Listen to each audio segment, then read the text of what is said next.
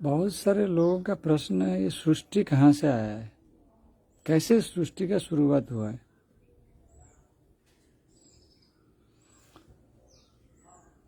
हम जो है ये जो परिपूर्ण सृष्टि हम देख रहे हैं, इसमें बहुत सारा चीज़ है।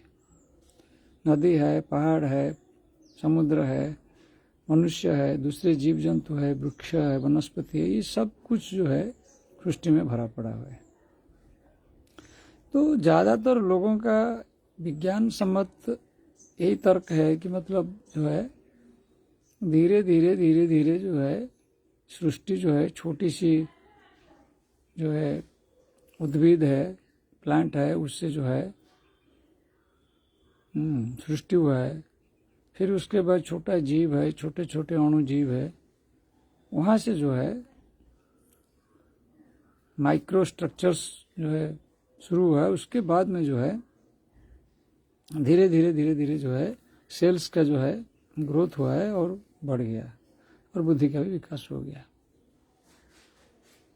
लेकिन हमको यह सोचना चाहिए कि ये सृष्टि जब आया है, जो परिपूर्ण का अवस्था जो हम सोच रहे हैं, उससे पहले जो है हम ये महाकाश या शून्य ये कहाँ से आया, यह प्रश्न पूछना चाहिए कि मतलब ये शून्य कहाँ से आया, महाशून्य कहाँ से प्रकट हुआ।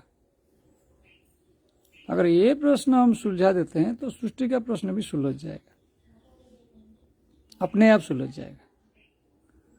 तो ये महाशून्य जो है कहीं बाहर नहीं है, इसलिए जो है शास्त्रों में इसको चिदाकाश और महाकाश बोला गया है। घटाकाश, चिदाकाश, महाकाश। तो ये तुलना किया हुआ है, यानी ये जो है इसको जो दृष्टा जो देखता है वही उसको प्रोजेक्ट करता है शून्य को, और ये पूर्ण भी उसी से ही प्रोजेक्शन होता है। लेकिन यह द्वंद्व में पड़ जाता है कि ये कैसे संभव है। अगर हम सोचे कि अगर कुछ भी नहीं, यहाँ पे केवल शून्य ही है, महाशून्य ही है, तो उसका प्रोजेक्शन कहाँ से आएगा, आया कहाँ से। और कोई वस्तु जीव देखेंगे तो वनस्पति देखेंगे तो हमारा मन में प्रश्न आता है ये कैसे सृष्टि हुआ है। लेकिन ये शून्य कैसे प्रकट हुआ है, कहाँ से प्रकट हो सकता है। तो ये जो है अंदर का प्रोजेक्शन है, अंदर से ही जो है ये चीज जो है बाहर की तरफ दिख रहा है। और ये सबसे पहले जो है सूक्ष्म विचार आता है। जब सूक्ष्म विचार आता है तो धीरे धीरे वो स्थूल रूप पकड़ता है, सूक्ष्म जो है स्थूल रूप में परिवर्तित होता है। ये सब विचार में ही घटता है। जब विचार में घटता जाता है तो स्थूल रूप में भी घटता जाता है। ये लेकिन हमें पता नहीं लगता है, आसानी से पता नहीं लगता है कि जो विचार में घटता है वही स्थूल रूप में घटता है, वो अलग नहीं है, अलग से नहीं घटता है। जो सूक्ष्म में घटता है वही धीरे धीरे स्थूल का रूप ले लेता है। तो इसलिए शास्त्रों में भी उसको दिया गया है। आकाश जो है चित्त से जो है आकाश प्रकट हुआ है, फिर आकाश से जो है दूसरी तत्व जो है पंच तत्व, यानी जो है अग्नि, वायु, जल आदि प्रकट होते हैं। तो आकाश से जो है बोलते हैं कि सबसे सूक्ष्म जो है आकाश के बाद जो है वायु आता है, फिर अग्नि आता है, फिर जल आता है, फिर पृथ्वी तत्व प्रकट हुआ है। तो यानी ये जो दिया हुआ है ये एक तुलनात्मक विवरण ही दिया हुआ है तत्वों का, यानी सूक्ष्म से तो स्थूल की तरफ जो है ये आता है। तो वैसे ही जो है साधक जो है उसको जो है सूक्ष्म रूप में जो है चीज को पहले अनुभव करना है। तो वही सूक्ष्म रूप से अनुभव करने के लिए उसको सूक्ष्मता में जाना पड़ेगा।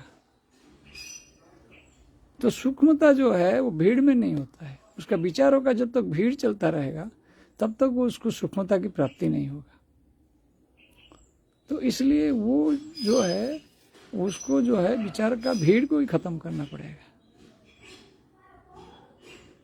उसी हिसाब से उसको रहना है, अभ्यास करना है। तो इसी को ध्यान बोलते हैं, इसी को मौन बोलते हैं, इसी को अकेलापन बोलते हैं। तो उसके अंदर जो है धीरे धीरे जो है सूक्ष्म रूप में जो है वो परिणत हो जाएगा, प्रकट हो जाएगा। तो वो जान जाएगा कि ये सूक्ष्म महाकाश चिदाकाश, इसका जो है मिस्ट्री क्या है, रहस्य क्या है। फिर उसके बाद में धीरे धीरे धीरे धीरे ये लीलाएं भी पता लग जाएगी। तो ऐसा है, ये ऐसा जो विज्ञान का मत देते हैं, तर्क देते हैं कि पहले जो है हम बंदर थे, बंदर से आदमी बन गए, ये सब तर्क जो है प्रॉपर नहीं है। ये जो है मतलब किस हिसाब से है, विचारों के हिसाब से है। यानी हमारा जो विचार था पहले, जो स्थूल विचार था, वो थोड़ा सा विचार जो है सूक्ष्म हो गया है, और सृष्टि जो है सूक्ष्म से स्थूल हो गया है। तो जैसे जैसे होता है अंदर और बाहर जो है उसका जो है समन्वय से बनता है। ये अंदर में जो है जो एनर्जी आता है, अगर वो सूक्ष्म का फॉर्म में रहेगा तो वो स्थूल में प्रकट हो जाएगा बाहर। और विचार जो है कभी खेल खेलता है, कभी क्या होता है, विचार जो है मटेरियल वर्ल्ड में जो है कभी मटेरियल वर्ल्ड में फंसता है, कभी जो है एब्स्ट्रैक्ट वर्ल्ड में जाता है। तो ये जो है प्रकृति का खेल है, बुद्धि का खेल है। ये दोनों तरह से खेल खेल सकता है। तो इस चीज को हमको समझना है, और हम इस चीज को समझने के लिए हमको मतलब जो है अकेला रहना है, अलोननेस में रहना है, मौन में रहना है, ध्यान में रहना है, ज्ञान में रहना है। यही मुक्ति की तरफ रास्ता है। और इसी को जो है आदमी डरता है, सब डरते हैं। तो सब भीड़ में ही मजा लेना चाहते हैं, लेकिन भीड़ में जो है काल को अतिक्रम करना, समय को अतिक्रम करना संभव नहीं है। क्योंकि जो है भीड़ में जो है मन जो है व्यतिव्यस्त रहता है, कंफ्यूज रहता है, द्वंद्व में रहता है।